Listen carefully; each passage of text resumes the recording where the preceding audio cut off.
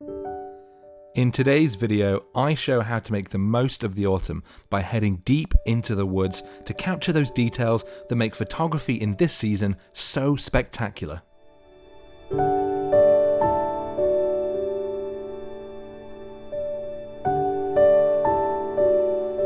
Welcome to Trent Park.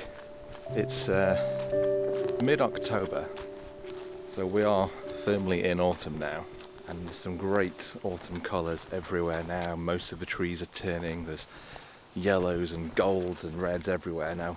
Obviously that makes wide landscapes brilliant. It's a great time to go out and shoot those big sweeping vistas if you get early morning golden light sweeping across the scene. Looks phenomenal, but I'm not here for those wide shots today. I'm actually here to get close in on autumn details.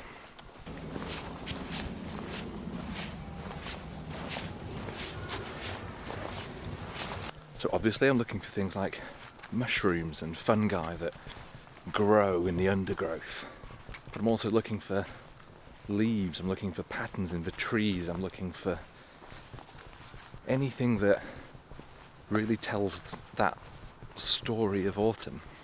And Trent Park is a great place to come for that because it's got a great mixture of open spaces but dense woodland and undergrowth and these old growth trees that have got all kinds of things growing out of them. But the forecast wasn't too bad today and there was some good light when I came out. It is actually, what time is it? It's 4:20. So we are getting on towards sunset, which is perfect because I want that low golden light, I want those long shadows. But I don't have a plan, I don't have any kind of agenda when I'm here. I just want to wander around and see what I can find. And in fact, as I've been saying this, I've just found these old dead tree logs and there's loads of little mushrooms growing out of these. So I'm going to have a look and see if there's any shot here that I want to get. With so many of the tiny mushrooms growing on the logs, I was really spoiled for choice, so I spent a few moments moving around the scene trying to find which little cluster worked best.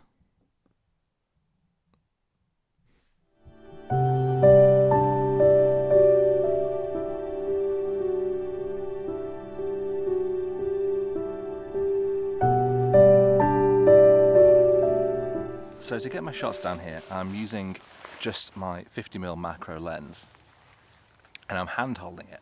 I'm mostly shooting with live view because then I can compose my shot a bit easier and I can tap on the screen to focus, because trying to get down at the level where I'm shooting is really, really difficult. But the other thing I've brought is this Rotolight Neo 2 LED light panel. Now this is great because it's quite dim at this time of day in all this undergrowth. So I can very easily bring in my own light and make it look like I'm casting this beautiful evening autumn light on these mushrooms here. The only problem is that I'm trying to juggle both these things. I didn't bring a tripod with me, I'm hand holding everything. So I'm trying to hand hold my camera with live view, move the light into the position that I want it, and then try and reach my thumb around to tap on the screen and take the photo. It's quite an awkward way of shooting and I'm not doing very well with it, but it's the only way I can do it, so just gotta keep on. Lesson learned though, should have brought a tripod. That's my mistake and I'm just gonna have to live with it. So using this light panel for this sort of work is really, really great because as you can see, you can just hold it up on focus, there we go, and you can move it all around your subject very easily to be able to get exactly the quality of light you want. You can get right up close and make it quite vivid. You can move it away, but as well, because these are quite small mushrooms and the light panel comparatively is very, very big, you can get this really nice soft light. And I've got this set to quite a warm light, and with the white balance that I'm using, it just looks very, very autumnal and really, really pretty.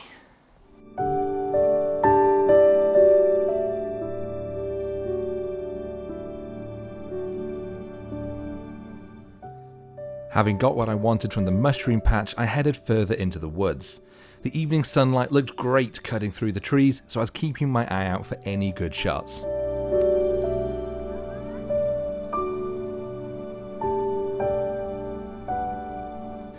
There's some great big mushrooms over there, but unfortunately they're right behind this big old security fence, so I can't get to them. That's a shame.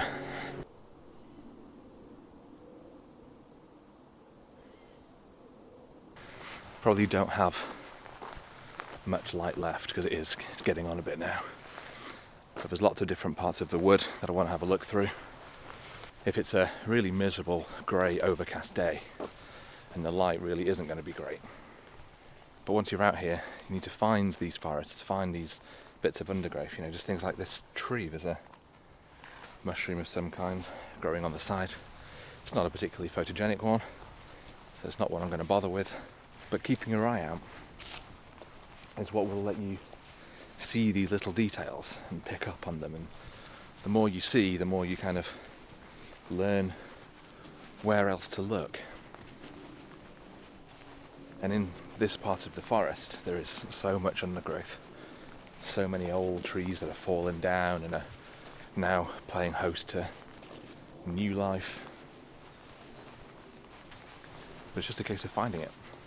Fungus in particular is what I'm keeping my eye out for, because there are so many different types, and that is something that only grows out here in autumn.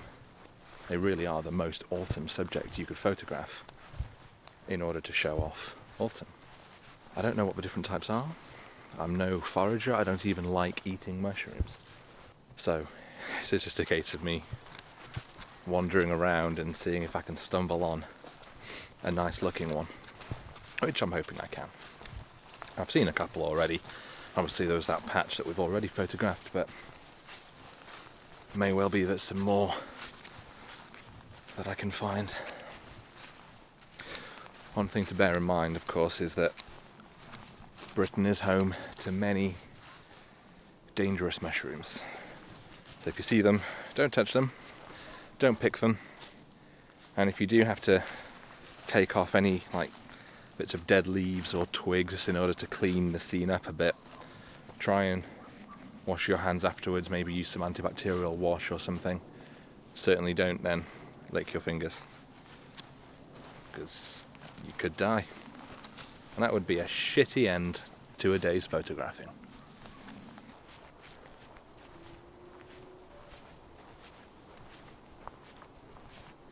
I do really like this gnarled old tree, where these big branches snake their way up.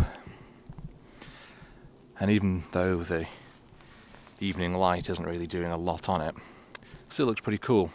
So I'm actually taking these photos using my EOS M50, my video camera, because it's got a wider lens than my 50 on my 5D4. And this is basically the shot that I'm getting. I like the way that you can see all the different gnarled trunks coming up, and actually having some of this foliage around here acts as quite a nice frame. But I'm just been moving the camera around to see exactly where I want to put this frame, and I think something like this actually is best, because this one fills in this gap around these branches, this one comes in here, but none of them actually cover up the tree itself. I think that looks pretty good. So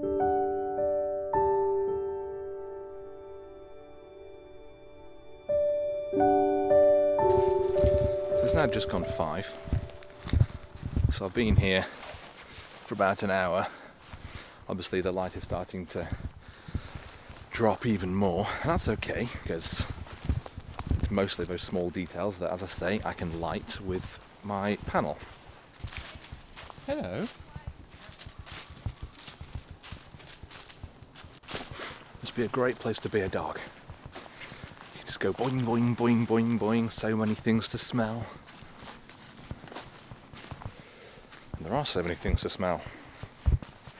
Not all of them good.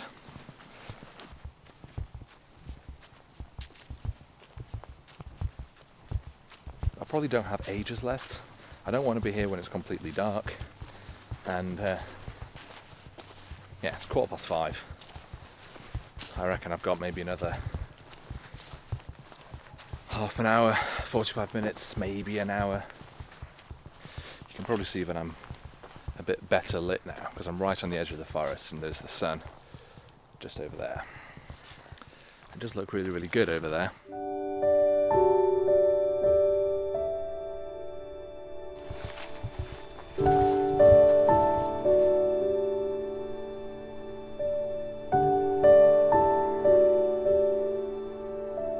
So I have stopped to take a photo of these ferns, not because ferns are the most interesting thing you can find, but right now the sun is backlighting through them. It's creating this great flare, this lovely haze to the scene, and I think this looks really, really nice.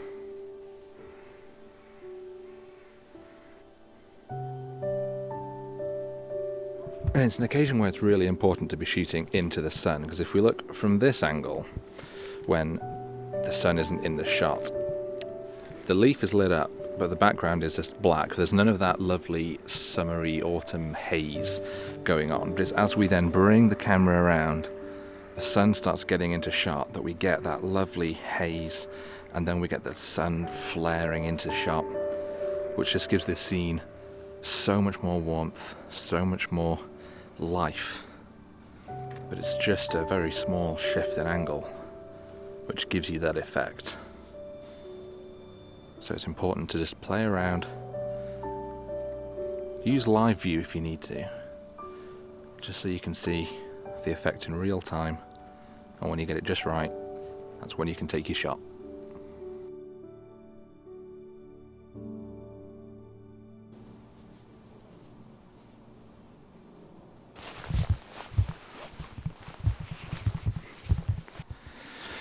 So I found some more interesting looking mushrooms of some kind. These are the same ones I saw before that were blocked off by a fence, and similarly this one is blocked off by barbed wire, 2 layers of it. But I reckon I can probably get my camera down something like that and maybe get a shot that I want. So I'm going to give that a go. See if I can not rip my coat to pieces on these barbs. It's slightly silly of me. I did remember that I do have this little mini mobile tripod in my bag, which is just the right height for to pop my camera on to get the angle that I want on this mushroom. And again, as you can see, by getting really low, I've got out of the way of that barbed wire. I've framed it up. It is very dark in here, so I've currently got it at my ISO is at 500, but I'm going to take that right down. It's 200. Shutter speed is at a 15th of a second. My aperture is as wide open as it can go on this lens at f2.8. Now I'm going to focus on that, and then going to turn it to manual focus. I'm going to zoom in and check that it's all in focus, which it looks like it is. But that's good, because with a tripod it means I can keep the camera in place, and then I can bring my light around to just where I want it. So it looks really, really bright right now, but you can see as I bring it in and out, it lights up more of that mushroom, and I think using this light I can get a nice shot. I could even do a very long exposure of 5 or 6 seconds, and I could light paint using this, which I may try as well.